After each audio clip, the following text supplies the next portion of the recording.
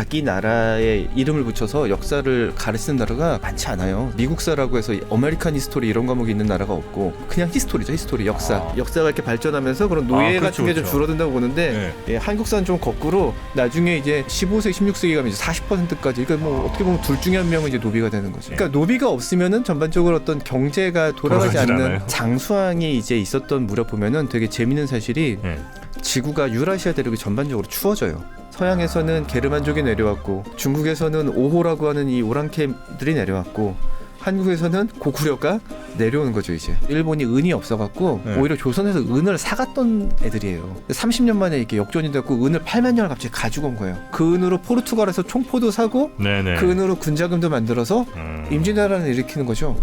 그 실제로 뼈아픈 게 이와미 은광을 가져간 게 각 분야 최고의 전문가들을 모시고 아주 흥미로운 대화 나누는 신과 대화 시간이죠. 오늘 아주 재미있는 이야기 저희가 좀 준비를 해봤는데 대한민국 국민이라면 당연히 국사 공부를 했습니다. 하지만 어쩌면 우리가 배웠던 국사, 한국사는 매우 잘못됐을 가능성이 있다. 이런 발칙한 주장, 그리고 이 주장을 책으로 엮어내신 분을 오늘 모셔봤는데요. 유성훈 작가님 어서 오십시오. 예, 안녕하세요. 네, 유성훈입니다. 네. 우리 유성훈 작가님은 부업으로 또 중앙일보 기자를 또 하고 계시다고요? 예, 그렇습니다. 역사 쪽에 관심이 워낙 많으셨던 모양이에요. 대학교 때 이제 한국사를 전공했고 한국사학과를 나왔고요. 국사학과. 예. 근데 옛날에는 뭐 국사학과였는데 요즘에는 이제 또 그게 일제 잔재다 이래갖고 국사, 뭐 국어라고 한국사학과 또 이렇게 부르죠. 그래요? 예. 국사학과가 고등학생으로서 자신의 100% 순수 의지로 지원하기는 매우 어려운 학과 아니었습니까? 뭐 그럴 수도 있는데 저는 그냥 국사 원래 좋아하셨어요? 예, 원래 좋아했어요. 그래요? 예. 그냥 뭐 옛날 얘기 재밌으니까. 그래요? 예. 그러니까 역사를 전공해야겠다 이제 그 생각은 계속하고서는 학교를 이제 어디 가느냐의 문제였지 전공은 딱 확고하게 정해져 있었습니다. 그렇습니까? 예. 그리고 지금까지도 역사를 이렇게 보시는데 여전히 재밌어요. 그렇죠. 예. 재밌죠. 계속 또 뭔가 새로운 연구들이 나오고 사실 이번에 이제 낸 책도 뭐 그런 이제 최근에 나온 최신 연구들 많이 좀 반영을 한 거니까요. 네. 근데 제목이 한국사는 없답니다. 예. 한국사가 없다는 게 무슨?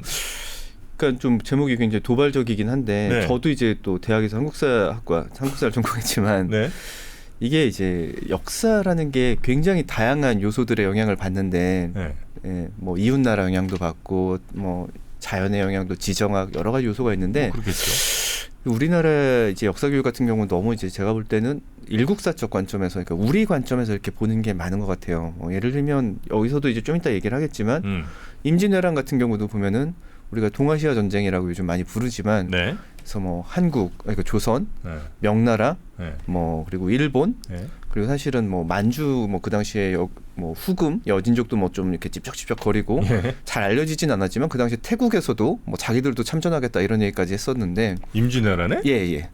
태국이? 예. 그래요? 예. 근데 물론 이제 성사는 안 됐습니다만 그리고 이제 너무 멀지 않나 거기는? 그렇죠. 예. 그런데도 하여튼 뭐 함대를 끌고 오겠다. 그 소식을 듣긴 들은 모양이네요. 예. 중국 쪽에서. 근데 하여튼 그 여러 가지 이제 그런 다양한 요소들이 이제 결합돼서 그 7년 전쟁 임진왜란 벌어진 건데 뭐 좀 심한 말로 하면 제가 볼 때는 임진왜란이다 하면 저희한테 남는 건 사실 이순신 장군.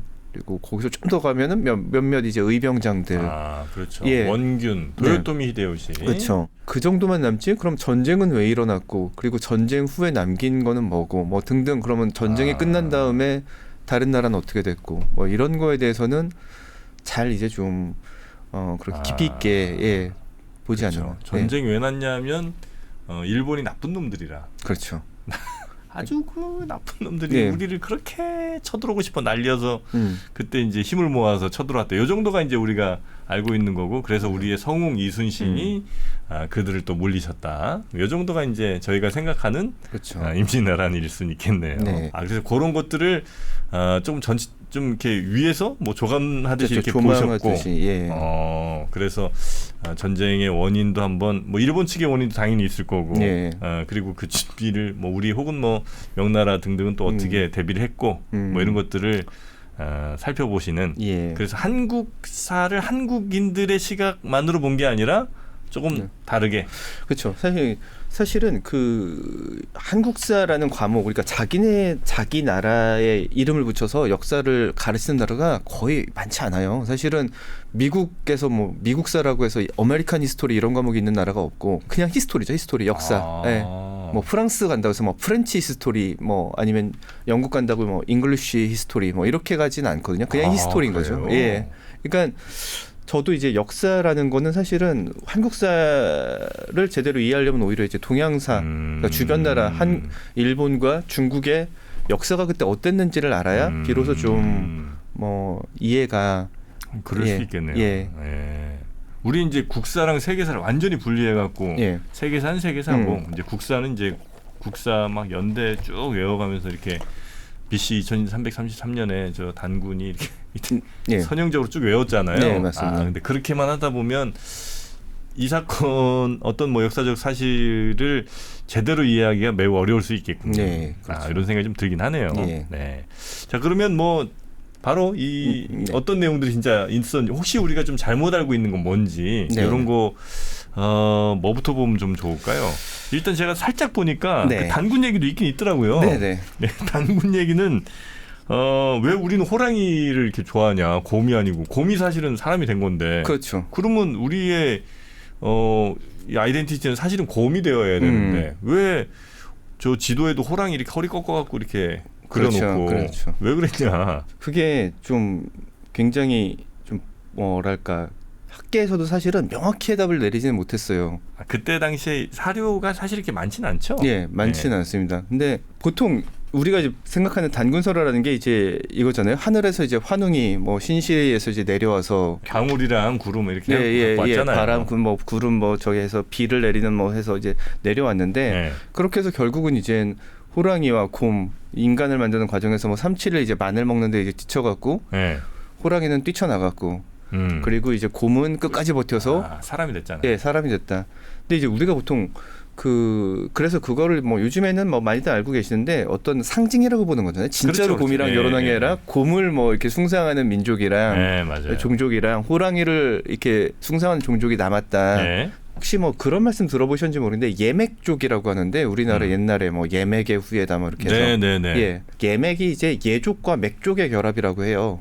그래서 맥족은 이제 곰, 이 맥이 이제 한자를 보면 이제 곰을 좀 뜻하는데 그래서 예맥족 중에 이제 맥족은 이 환웅파랑 이제 결합을 해서 고조선을 이제 만드는 건국 세력이 된 거고 예족은 이제 거기서 떨어져 나간 것 같아요. 고조선 여기 보면은 이제 고조선 뭐 예맥족, 옥저, 동해에 있는데 이 예족이 숭상했던 게 호랑이라는 기록이 있어요. 그래서 삼국지 위지동의전 보면, 그러니까 맥족은 고조선이랑 결합을 하면서 이 하늘을 믿었던 환웅이랑 이제 합쳐지면서 자기네 이제 자체 그 곰 신앙이 좀 사라졌고 예족은 이제 끝까지 저쪽이랑 고조선이라서 떨어져 나가면서 그걸 계속 이제 붙잡다 보니까 호랑이를 이제 끝까지 뭐 줄 수 있었다 뭐 이런 얘기인데 예족이 그럼 대체로 어디쯤 있던? 지금의 강원도, 충청북도 이쪽입니다.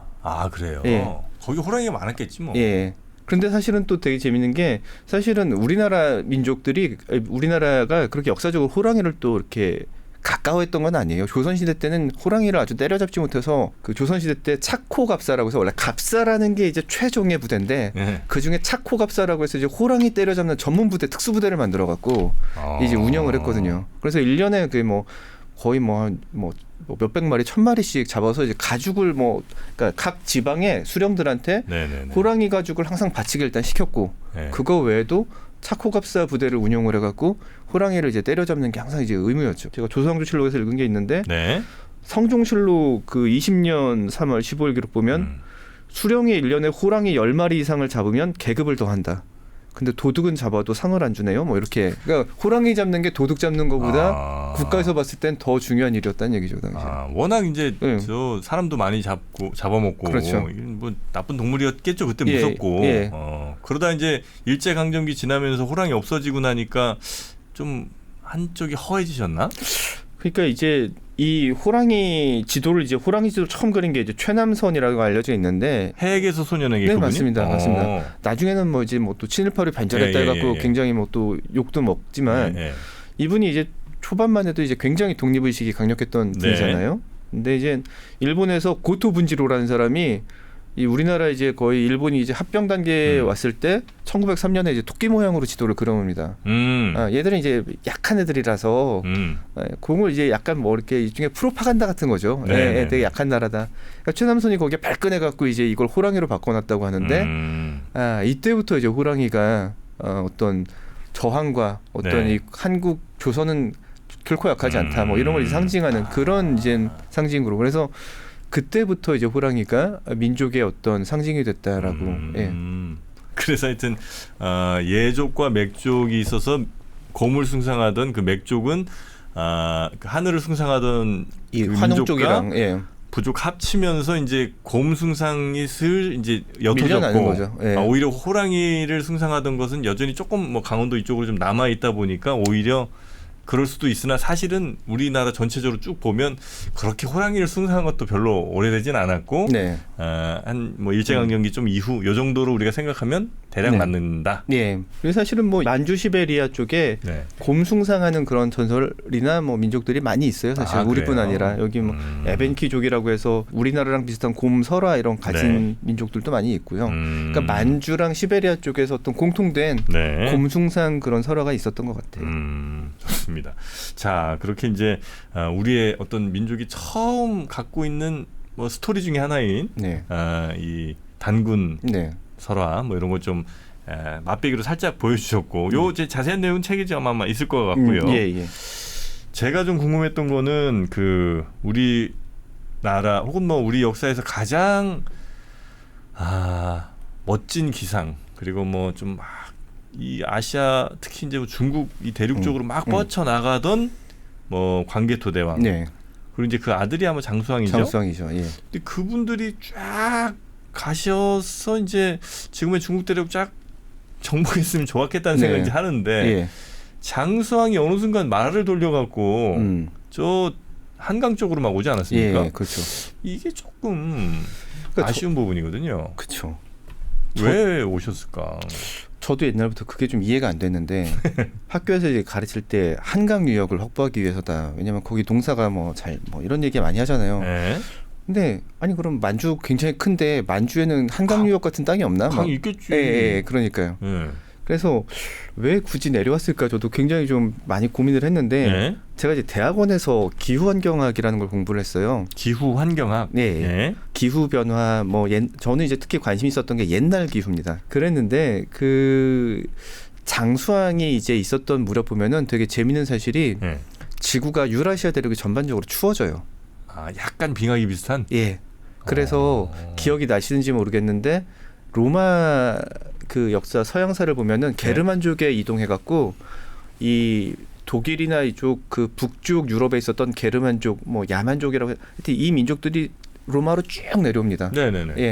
물론 이제 그게 뭐 훈족의 침입을 피해서 내려왔다는 얘기도 있지만 그건 그 일시적 이벤트 이제 그거 하나로 그렇게 된 건 아니고 전반적으로 기후가 굉장히 한랭해져요. 이 지구가 전반적으로. 근데 이제 농사 짓는 사람 민족한테도 기후가 한랭해지만 문제지만 그렇게 게르만족처럼 뭐 수렵, 채집 그리고 유목 이런 거 하는 사람들한테는 굉장히 치명타거든요. 왜냐하면 말이나 이런 거 먹여야 되는데 그렇죠. 풀이 막 없어지는 거지. 한랭해지면 막 이게 막 설이 뒤덮이고 그러니까 남쪽으로 쭉 내려올 수밖에 없어요. 그리고 비슷한 시기에 보면 중국에서도 5호 16국 시대라고 해서 이 유목민족들이 이렇게 만리장성 이북에 있었던 유목민족들이 아래로 쭉 내려옵니다.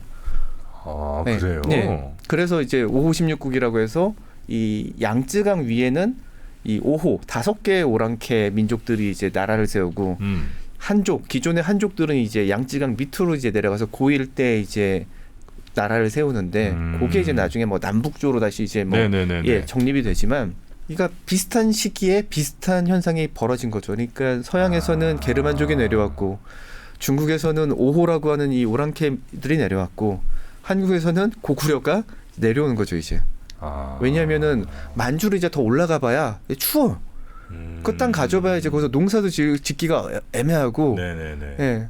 뭐 병사는 둬야 되는데 지키려면은 그 뭐 농사도 제대로 안 짓고 이러니까 네. 기억나신지 모르겠는데 이제 고구려의 굉장히 라이벌 같은 나라가 부여라고 있었어요. 원래. 아, 부여. 예. 네. 원래 이제 그 주몽이 부여 출신이라고 하잖아요. 이제 부여에서 막 이제 구박받아 갖고 이제 뛰쳐나와 갖고 이제 고구려를 세우는 거잖아요. 우리 근데 주몽을 통해서 또 저 예. 역사 많이 배웠잖아요. 그러니까요. 네. 소선호. 네, 맞습니다. 잘 아시네요.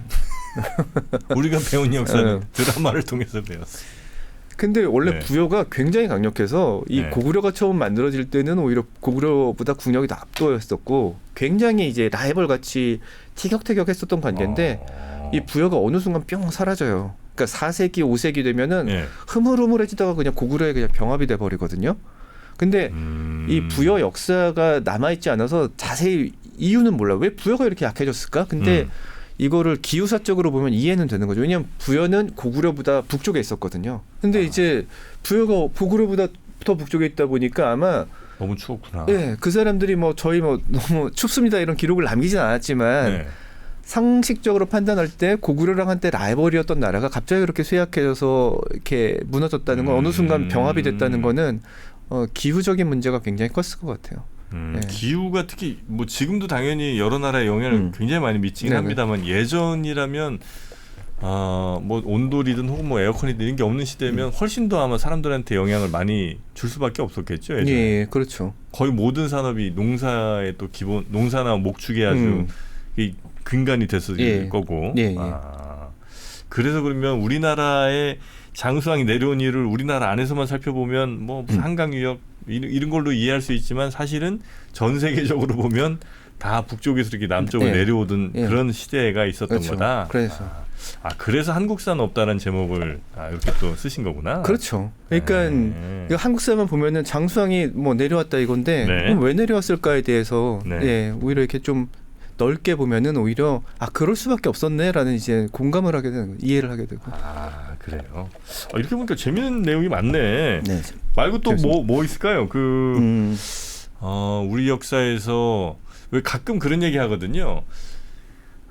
우리 역사를 좀 약간 뭐 폄하하려는 분이신지 모르겠으나 전 세계를 봐라. 자기네 민족, 자기네 나라 사람들을 이렇게 노비로 많이 삼고 괴롭히는 나라가 도대체 역사상 있냐. 네. 하다못해 뭐 저 어디 흑인을 데려오든 아니면 다른 나라 싸워갖고 전쟁에서 그 나라 사람 데려와서 노비로 써도 네. 어떻게 우리나라는 자국민을 이렇게 노비로 쓰냐는 얘기 하시는 분도 있습니다. 그렇죠. 그건 맞는 얘기예요?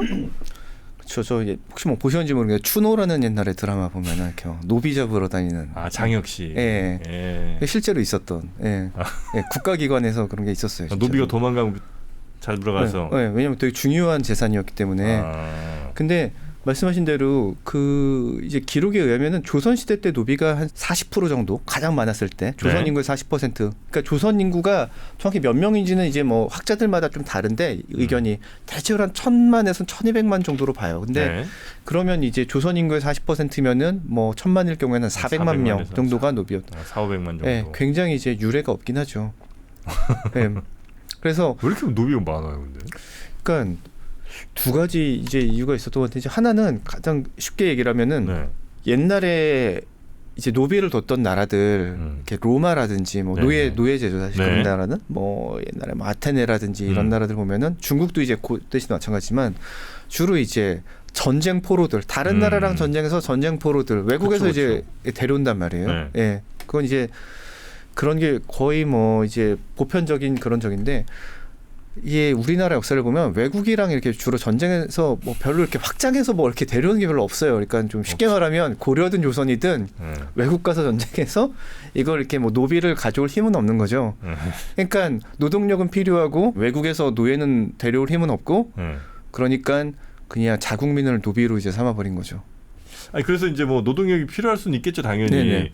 그러면 그래도 자국민이라는 생각이 뭐 없긴 했겠죠. 그때는 뭐 그냥 왕과 뭐 왕의 뭐 그냥 뭐 그냥 국민들이 왕의 소유물이었을 수도 있겠으나 그래도 이제 뭐 양반과 뭐 그냥 양민, 평민 정도 나누는 거는 뭐 오케이 뭐 그럴 수 있죠. 근데 지배 세력과 뭐 피지배 세력이 있는 건 그럴 수 있으니까. 근데 거기다 이제 노비까지 들어가는 요건 좀 너무 가혹하지 않나. 네, 그렇죠. 예. 그것도 뭐 대대로 이제 그 이어서 맞아, 대를 맞아. 가면서 예. 그냥 무조건 엄마가 노비 무조건 노비잖아요. 네, 그렇죠. 아, 이것도 좀 너무 잔인해. 그래서 외국 같은 경우 이제 뭐 약간 규정이 있는 경우가 있어요. 뭐 돈을 얼마를 내면은 예. 보통 이제 일본 같은 경우도 이제 비슷한 게 있었는데 일본은 뭐 예를 들면 빚을 졌는데 빚을 갚지 못했을 때 뭐 그 집안에 이렇게 노비 같은 걸 이렇게 들어가고 뭐 그런 게 좀 있었는데 예. 다만 거긴 법으로 그래서 그 빚을 갚으면 또는 그거보다 얼마를 더 갚으면 뭐 풀려난다, 자유인이 된다 그런 게 있었는데 조선 같은 경우 이제 그런 기준이 없어서 거의 뭐 예. 아니 이거에 대한 당연히 불만들이 누적이 될 거 아니에요. 폭발하지 않아요, 그게? 근데 참 그게 신기한 게 폭발하지 않고 오히려 이제 점점 더 강화합니다. 그래서 이제 가장 악랄하다고 이제 생각하는 욕을 먹는 것 중에 하나가 혼인 문제인데 그 퇴계 이황 선생 보면은 네. 굉장히 그 노비를 늘리기 위해서 아들이나 이런 자기 이제 자녀에게 노비를 꼭 양인하고 결혼시켜라 뭐 이런 얘기를 해요. 왜? 왜냐하면 조선의 법은 일천즉천이라고 해서 네. 노비랑 양인이랑 결혼을 하면은 둘 중에 한 명이 이 노비면은 자식도 노비가 되는 시스템이에요. 그건 너무 잔인한 거 아니에요? 그러니까 노비 결혼시켜서 노비 만드는 것보다 노비 양인 시키면은 노비 양인 결혼을 시켜서 노비를 만들면 점점 노비가 이제 불어나는 거죠. 그래서 이게 예. 퇴계 이황이 그 나중에 그 퇴계 이황의 아들의 이 재산 목록을 보면 노비가 367명인데 근데 이제 자기 아들한테 그 편지 보낸 거 보면 그런 게 있어요. 뭐 믿을 만한 양인 중에게 분명히 이제 뭐 꼭 결혼을 시켜야 된다 이렇게 이제. 근데 이제 조선 시대 양반들이 그런 특유의 그 결혼 시스템으로 그러니까 일천즉천을 악용해서 그런 걸로 노비를 굉장히 많이 불렸어요. 그래서 그 통일신라 시대 이제 그 호적이 한번 발견이 된 적이 있어요. 일본에서. 통일신라 시대 때. 예, 예. 일본의 이제 도다이지라는 그 절에서 예. 이 문서가 하나 발견됐는데 장정문서라고 해서 이제 지금으로 치면 이제 뭐 호적 같은 건데 그 695년에 네. 이제 청주 서원경이라고 하는 그 지금의 청주의 4개 촌락의 인구 구성을 이제 조사한 건데 인구가 460명입니다. 네. 그 중에 노비는 28명. 그러니까 한 6% 정도예요. 아, 그래요? 예. 그러니까 노비가 굉장히 사실은 그때만 해도 비율이 적었던 거죠. 오히려 고대 사회인데도. 그러니까 보통 고대 사회 때 노비가 많고 네. 이게 우리가 보통 이제 역사가 이렇게 발전하면서 그런 노예 그렇죠, 같은 게 좀 그렇죠. 줄어든다고 보는데 네. 예, 한국사는 좀 거꾸로 고대 시대 때는 노비 비율이 적은데 이게 가면서 이렇게 노비가 점점 늘어나는 아주 독특한 이 흐름을 보입니다. 그래서. 아, 그래요? 그러니까 나중에 6%였던 게 6%였던 게 나중에 이제 뭐 15세기 16세기 가면 이제 40%까지 그러니까 뭐 어떻게 보면 둘 중에 한 명은 이제 노비가 되는 거죠. 아니 그렇게 노비가 늘어나는 데는 뭔가 구조적인 이유가 있었을 거 아니에요? 왜 그렇게 늘어나는 거예요? 일단 뭐 너무 그러니까 노동력 측면에서 그러니까 이게 전부 이제 조선의 그 산업이라는 게 농업이잖아요, 농업. 네. 예. 그 뭐 토지 농사 시켜야 되고 뭐 자유로운 어떤 임금 노동 이런 건 없었고. 네. 예. 노비를 기반으로 해서 뭔가 예, 노동을 시키고 그러니까 노비가 또 이제 크게 두 개가 있었는데 네. 하나는 우리가 보통 이제 그 뭡니까 사극에서 보는 그 집이나 그 근처에서 이제 먹고 자고 하면서 그 집안일 다 해주는 노비들이 있잖아요. 솔거노비. 예, 그런 노비가 있었고 네. 또 그 바깥에서 외거노비. 예. 아 이거 배웠잖아요 네. 우리 고등학교 때. 그런 노비가 있었는데 네. 그러니까 노비가 없으면은 전반적으로 어떤 경제가 돌아가지 않는 예.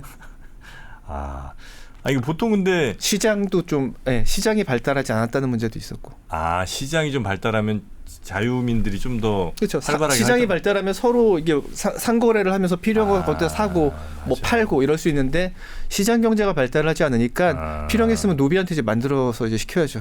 그러니까 그것도 뭐 이황 이런 사람들의 그 상업을 아주 천대시했던 그런 게 좀 있는 것 같아요. 그렇죠. 예, 거기다가 또 이런 이른바 양반 귀족 이런 사람들이 전체 땅을 다 먹어버리니까 자영농이 살 길이 없지. 그렇죠.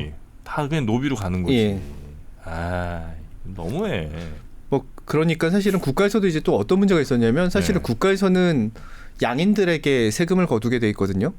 아 그렇죠. 네, 노비한테 세금을 못 걷어요. 네. 네, 안 걷어요. 근데 노비가 점점 늘어나니까 세수가 이제 부족해집니다. 네. 그러니까 세수가 부족해지고 병역 자원도 없어지고. 네.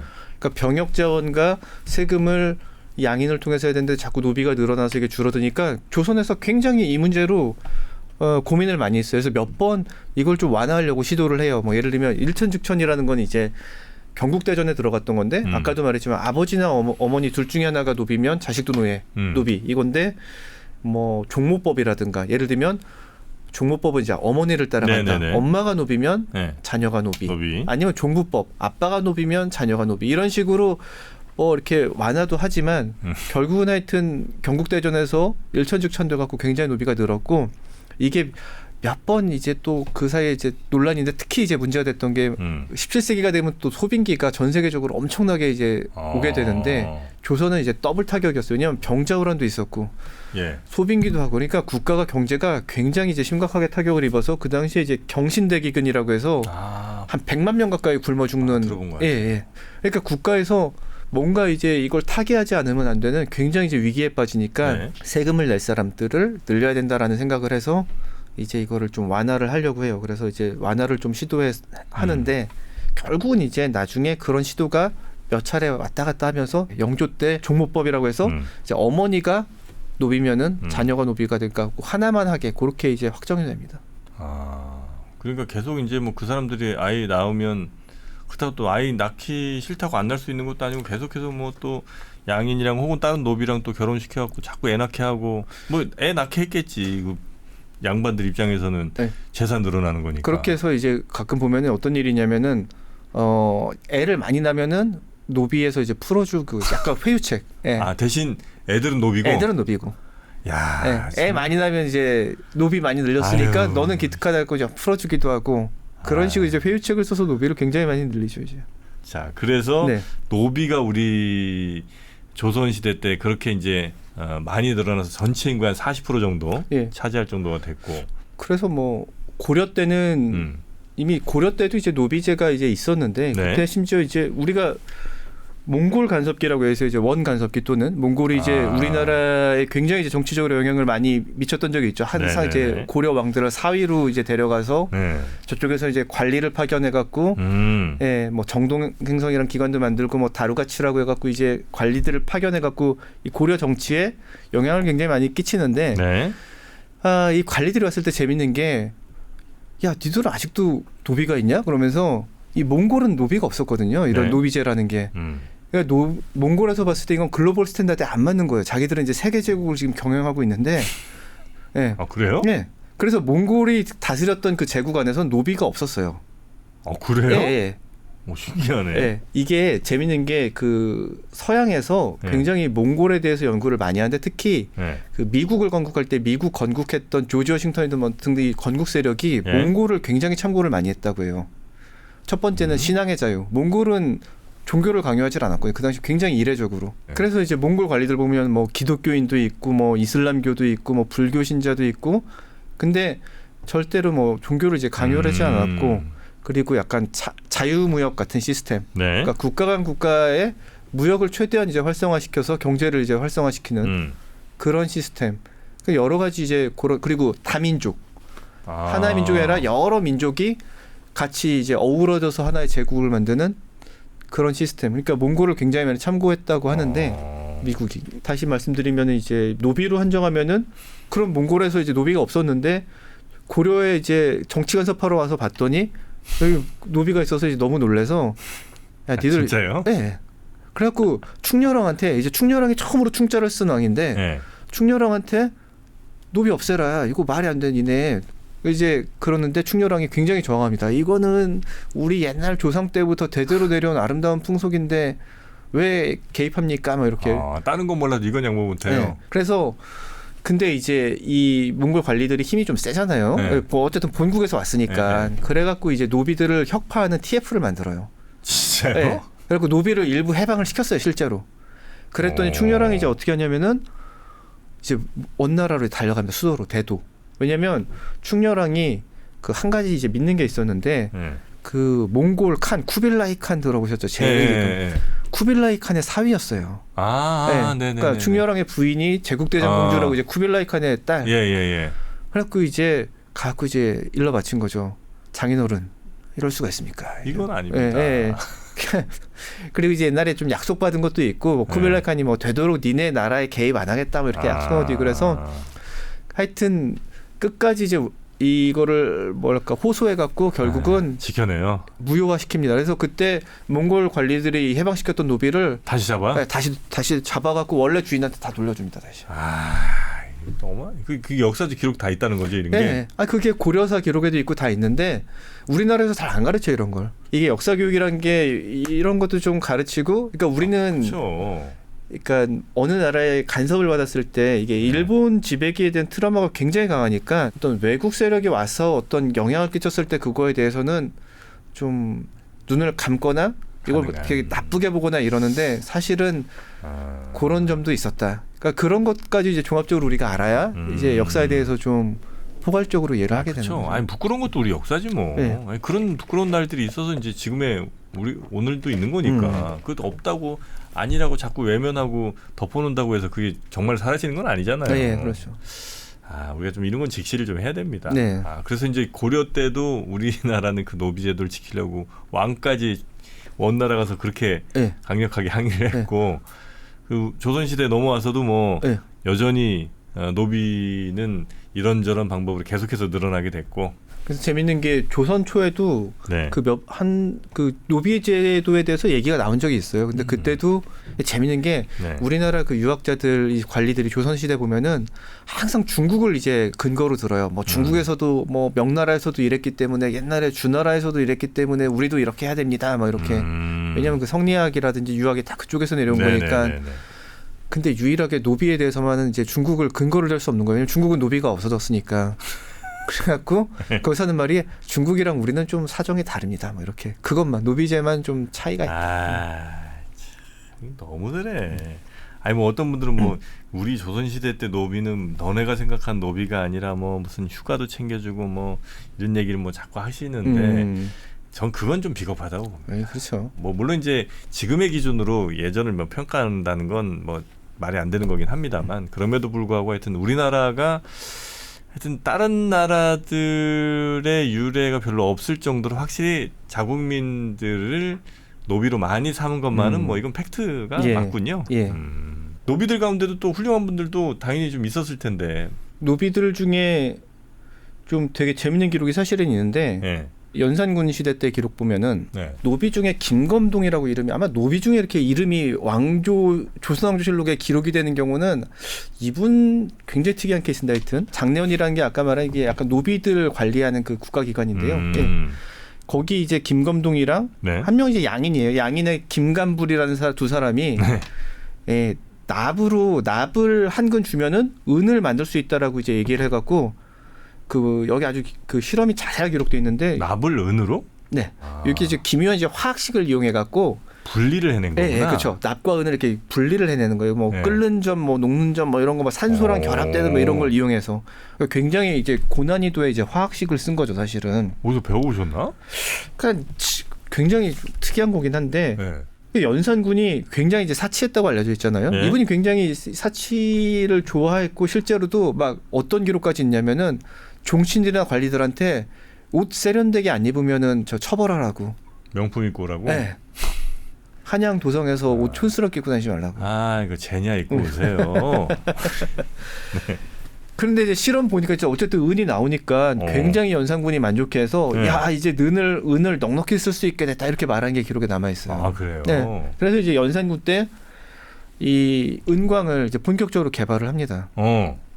그래서 이제 지금은 이제 북한에 있는데 단천이라는 곳인데 이 단천이라는 곳이 은광석이 굉장히 많았다고 해요. 조선왕조실록 보면은 단천에 어디를 파도 은광석이 뭐 무궁무진하게 나온다. 뭐 이런 기록이. 그때면 대충 한 16세기쯤 돼요?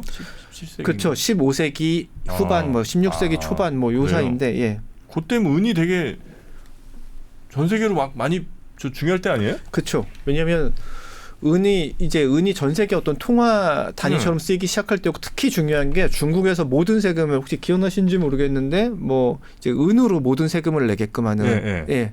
그렇게 이제 이 제도를 바꿔갖고 은이 굉장히 수요가 이제 많아질 때입니다. 네. 근데 재밌는 건 이제 우리나라는 은광이 사실 없는 건 아니었는데 은이 없다고 계속했어요. 은을 안 캤어요. 왜냐하면 중국에서 곡물로 바치라고 할까봐 조공으로 바치라고 할까봐 그게 두려워갖고 은을 개발을 아예 안 했어요. 아이고 네. 못났어. 그랬는데 이제 연산군은 좋아한 거죠. 쓸 돈이 많아지니까. 그래서 야 적극적으로 개발해. 그리고 더 재밌는 게 이 연산군이 되게 파격적으로 이때 그 민간인한테 그 개발을 시킵니다. 그래서 뭐 하루에 한 양을 주면 니들 맘대로 저 광산에서 니들 맘대로 은을 캐갈 수 있게. 네. 아 그래요? 네, 체은 납세제라고 부르는 건데 네. 그 아주 혁신적인 아이디어죠. 그러니까 민간의 자본을 끌어와서 민자유치 그런 거죠. 그래갖고 그때 은이 엄청나게 많아져갖고 네, 굉장히 이제 은이 호황을 누리는 아주 특이한 시대가 내려옵니다. 우리나라 안에서. 네, 우리나라 안에서. 근데 아마 이제 중국으로도 이제 뭐 밀무역 같은 걸 몰래 갔을 수도 있고 그 당시에 그랬는데 네. 그 황금기가 이제 중종반정 이제 연산군이 뭐 아는 이제 폐악질을 많이 하니까 중종반정이 일어나잖아요. 네. 중종반정이 일어나면서 원래 이제 우리나라도 지금 그렇지만 정권이 바뀌면 이전 정권에서 뭔가 했던 건 굉장히 많이 이제 뭐랄까 이제 적폐가 되죠. 적폐. 그렇죠, 그렇죠. 연산군 때도 이제 많은 게 이제 적폐로 몰리는데 은광 개발도 마찬가지인 거예요. 왜냐하면 중종반정을 일으켰던 사람들은 또 굉장히 이제 성리학이 강력한 사람들이었는데, 네. 야 은광 뭐 돈 이런 거 아니 뭐 경기를 일으키는 거죠. 그래서 은광 개발을 이제 중단시키는. 그때 좀 이렇게 잘 돈이 좀 돌고 했으면 우리나라도 좀 뭐랄까 좀 시장 자본시장 같은 것도 좀 만들어지고 이럴 수도 있었을. 그랬겠죠. 텐데. 근데 더 충격적이었던 거는 네. 그렇게 이제 막아놨는데 네. 중종반정 일어나고 한 40년쯤 뒤에 일본에서 사신들이 왔는데 네. 은을 8만 양을 갖고 와요. 이게 굉장히 이제 큰 액수인데 아까 이제 단천이라는 곳에서 이제 은광을 만들었다고 했잖아요. 거기서 1년 내내 캐도 1000양이 안 됐거든요. 근데 일본이 갑자기 8만 양의 은을 갖고 와서 무역을 하자고 해요. 8만 양이요? 네. 그럼 왜 이렇게 많이 나와 일본? 굉장히 많은데 근데 더 웃긴 거는 한 30년 전만 해도 일본이 은이 없어갖고 오히려 조선에서 은을 사갔던 애들이에요. 30년 만에 이렇게 역전이 됐고 은을 8만 양을 갑자기 가지고 온 거예요. 어떻게 된 일이에요? 그러니까 이게 도대체 어떻게 된 거지라고 이제 했는데 나중에 이제 단서들이 하나씩 나오는데 뭐냐면은 일본으로 아까 이제 연산군 때 많이 막았다고 했잖아요. 은광을. 그때 이제 기술자들이 뭐 하겠어요. 이제 할 일이 없으니까.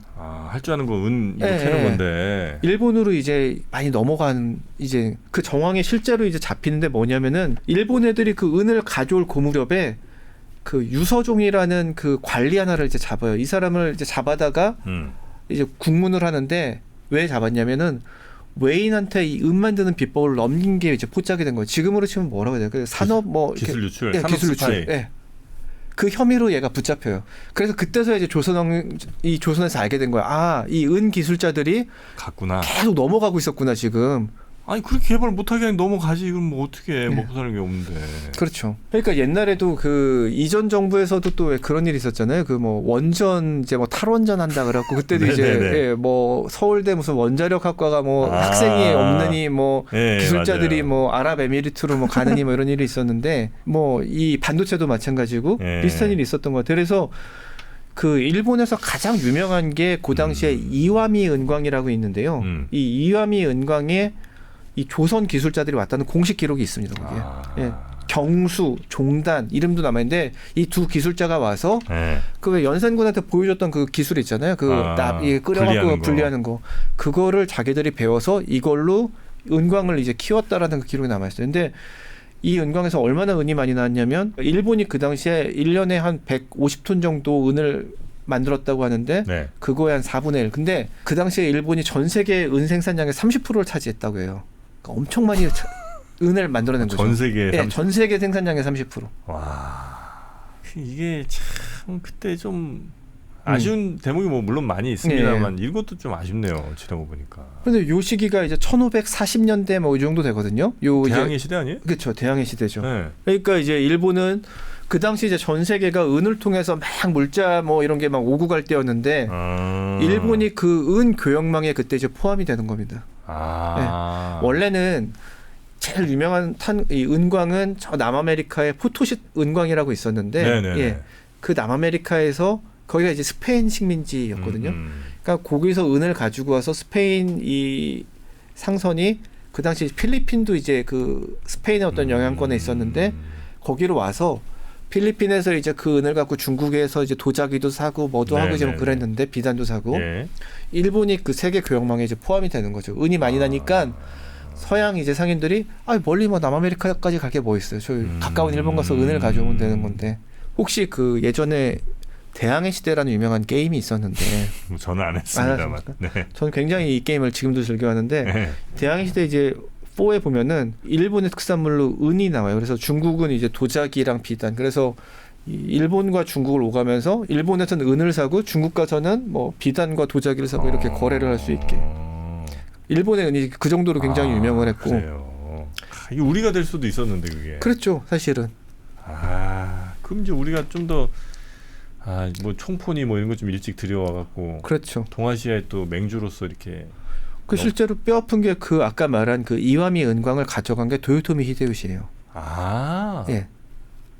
도요토미 히데요시. 네. 은이 많이 난다는 걸 보고서 이제 도요토미 히데요시가 눈을 번쩍 뜨고서는 저기서 이제 저걸 차지해서 군자금을 늘려야겠다 생각을 한 거죠. 그래서 그러니까 이게 굉장히 재미있는 나비 효과인데 사실은 중종 시대 때 그 은광을 막는 바람에 기술자들은 일본으로 갔고 네. 일본은 그걸 통해서 은을 생산량을 무지막지하게 이제 확장을 했고 도요토미 히데요시한테 그 은광이 가면서 일본은 물론 그 은으로 포르투갈에서 총포도 사고 네네. 그 은으로 군자금도 만들어서 임진왜란을 일으키는 거죠. 일종의 뭐 나비 효과라고 봐야 되나? 그러니까 은광 개발을 막은 나비 효과라고 봐야 되나? 아쉬움이 좀 많네요, 진짜 이 네. 부분은. 요 끝으로 이거 하나만 좀 더 여쭤보겠습니다. 서울로 지금의 굉장히 이제 집중이 좀 심해졌잖아요. 부동산 가격도 너무 심하고 그래서 뭐 지역 균형 발전해야 된다 이런 얘기 많이 나오는데 이 서울 집중 현상이 예전에도 심했었어요? 네, 조선 시대 때부터도 굉장히 심했죠. 18세기 뭐 이렇게 정조 시대 이럴 때 보면은 그 실학자들 중에 뭐 서유구나 뭐 이런 유명한 사람들이 쓴 거 보면은 양반들이 조그만 방구석 집 하나만 있어도 서울에 쓰려고 하지 절대 이제 시골로 안 내려가려고 한다. 그러니까 우리 지금으로 치면은 고시원에 살더라도 강남에서 뭐 12평짜리 아파트만 어떻게 해서든지 전세 얻으면은 뭐 지방에 뭐 40평짜리 있어도 안 간다 뭐 이러는 거. 왜 그래요? 뭐 때문에? 서울 집중 현상이 이제 그 이미 조선 시대 때부터도 벌어지는 건데 뭐 크게 이제 일단 하나는 조선 초만 해도 지방이 굉장히 강력했어요. 그래서 지방에 이제 유명한 학교들이 많았고 왜 우리 옛날에 이제 뭐 그 보면은 지방 학교들 지방 특히 이제 국립 그 이름 딴 고등학교 뭐 경북고 고등학교도 옛날에 뭐 서울대만인 뭐 고등학교라는 게 뭐 부산고 경북고 뭐 이렇게 뭐 쭉 지방 학교들 많았잖아요. 광주 일고 뭐 이런 학교들. 근데 이게 조선 시대도 마찬가지여서 과거 급제자 중에 보면은 경북 이쪽이 굉장히 많았어요.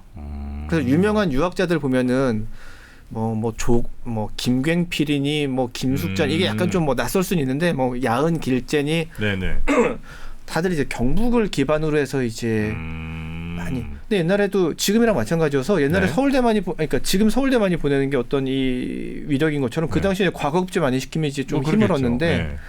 그러니까 경북 쪽이 굉장히 이제 파워가 세졌는데 마찬가지인 거죠. 그 사람들이 지금 그 서울에서 이제 급제를 해서 벼슬을 한 다음에 점점 지방으로 안 내려가고 그러니까 서울에 이제 그러니까 자기 자식들은 그냥 서울에서 그러니까 그 부산고 경북고 나와서 예를 들어 고시 패스해서 서울 강남 사시는 분들이 자식들 그냥 서울에 있는 외고나 이런 데 보내잖아요.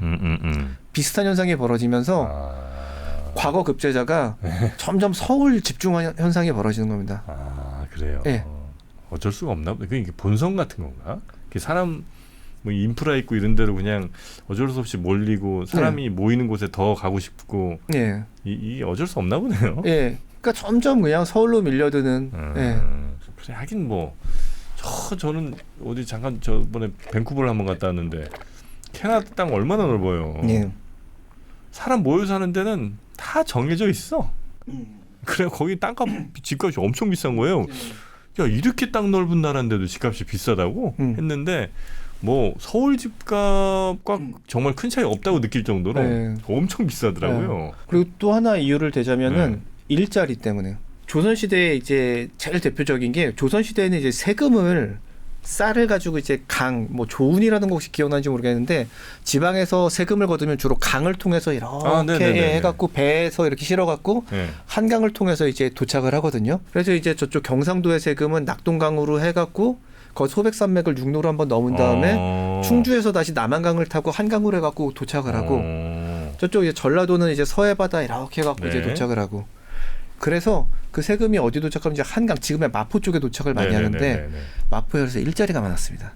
왜냐면 세금을 싣고 내리고 뭐 여러 가지 이제 자벽들 굉장히 많이 일자리가 생기니까 그 당시에 이제 마포 쪽에 일자리도 많고 집도 많이 생기고 그러니까 뭐 나쁜 파리들 이런 것들이 굉장히 많아져 갖고 네. 마포가 이제 그 당시에 굉장히 이제 옛날에 왜 그래서 우리 60년대 보면은 영자의 전성시대 뭐 이런 영화 보면은 이렇게 시골에서 올라온 보찜 들고서 이렇게 서울역에 있으면은 뭐 이렇게 데려다가 어디 뭐 파출부 보내고 그랬잖아요. 옛날에는 이제 시골에서 올라와서 이제 그러고 있으면 데려다 이제 마포로 데려가서 이제 일시키는. 근데 전통적으로 지금이야 이제 우리나라가 잘 먹고 잘 사니까 잘 인식을 못하지만 옛날에는 먹고 사는 게 우리나라 60년대만 해도 사실은 입 하나 덜겠다고 막 여자들 맞아요. 학교 안 보내고 막 서울로 파출부 보낸 거잖아요. 맞아요. 조선시대도 마찬가지여서 이게 밥 먹을 수 있는 그런 일자리 얻는 게 그 쉽지가 않았거든요. 농사만으로도 한계가 없고 그러니까 일자리를 얻으러 굉장히 많이 그 당시에 특히 이제 아까 뭐 소빙기 얘기 잠깐 했지만 한 번 이제 17세기 뭐 이럴 때 100년 가까이 소빙기가 오고 이러면은 농업 생산량이 완전히 이제 바닥을 치거든요. 그러면 지방에서 이제 농사 갖고 더 이상 또 식량 해결이 안 되니까 이런 사람들이 다 그냥 서울로 오는 거예요. 그래서 17세기 소빙기에도 재미있는 현상이 조선 전체 인구는 줄어드는데 서울만 인구가 늘어납니다. 아 그래요? 예. 전체는 줄어드는데 네, 조선 전체 인구는 줄어드는데 서울만 인구가 늘어나요. 약간 지금이랑 비슷하네. 네, 일자리가 있어서. 지금도 수도권 집중이 많이 되는데 역시 일자리구나. 그렇죠. 일자리와 교육 두 개가 조선시대 한양도 마찬가지였다. 그래서 정조가 뭐 이런 얘기도 해요. 그 과거 시험 보면은 왜 서울 애들만 이렇게 많아 막 이러면 그런 얘기한 게 있어요. 지방도 좀 많아야 되는데 이거 서울만 많아서 큰일 났네 뭐 이런 얘기 많이 하고 그래요. 재밌습니다. 예. 어찌 보면 진짜 지금 역사를 배운다는 게 결국 이제 우리의 지금 모습을 더 이제 객관적으로 볼 수도 있고 우리가 지금 놓치고 있는 것들을 좀 이렇게 캐치할 수도 있을 텐데 그런 말씀 들어보니까 어쩌면 지금 혹시 우리가 예전에 은 기술자들을 밖으로 내보냈던 것처럼 그런 실수를 반복하진 않는지 아니면 수도권 집중에 대해서 진짜 원인은 여기에 있는데 엉뚱한 대책들만 혹시 내놓고 있는 건 아닌지 그렇죠. 네, 이런 반성들을 좀 해보게 되네요. 이런 반성까지 나왔다는 거는 역시 정프로가 좀 그래도 깨어있는 사람이다 이렇게 봐야 되겠죠? 네, 그러네요. 그렇습니다. 이렇게 쥐어짜서라도 마지막에 꼭 칭찬 한마디 듣고 싶습니다. 네, 고맙습니다. 자, 우리 한국사는 없다라는 재미있는 이 책을 쓰신 오늘은 유성훈 작가님 모시고 이야기 나눠봤는데 다음 책은 혹시 뭐 이제 계획 있으십니까? 아니면 이제 책 나왔으니까 좀 쉬세요 당분간? 다음 책은 제가 예전에 사실은 그 7년 전에 걸그룹 경제학이라는 책을 쓴 적이 있었는데요. 그래서 걸그룹을 만들 때 어떤 경제학적 법칙이 작용하는지. 근데 그게 이제 이번에 일본에서 한 권을 사가서 그걸 이제 업데이트하고 있는데 그 두 번째 책을 좀 준비를 하려고. 이거 합법적인 덕질을 위한 어떤 연막 작전 같은 건 아니었을까요? 책이 목적이 아니라 사실은 덕질이 목적인. 자, 그러면 오늘은 여기서 우리 작가님 보내드리고 오늘 너무 재밌었고요. 앞으로도 재밌는 책 많이 좀 내주시고 걸그룹 책은 제가 꼭 한번 사서 보도록 하겠습니다. 감사합니다. 자, 오늘 함께해 주신 한국사는 없다 저자시죠. 유성훈 중앙일보 기자님. 재밌는 대화였습니다. 대단히 고맙습니다. 감사합니다.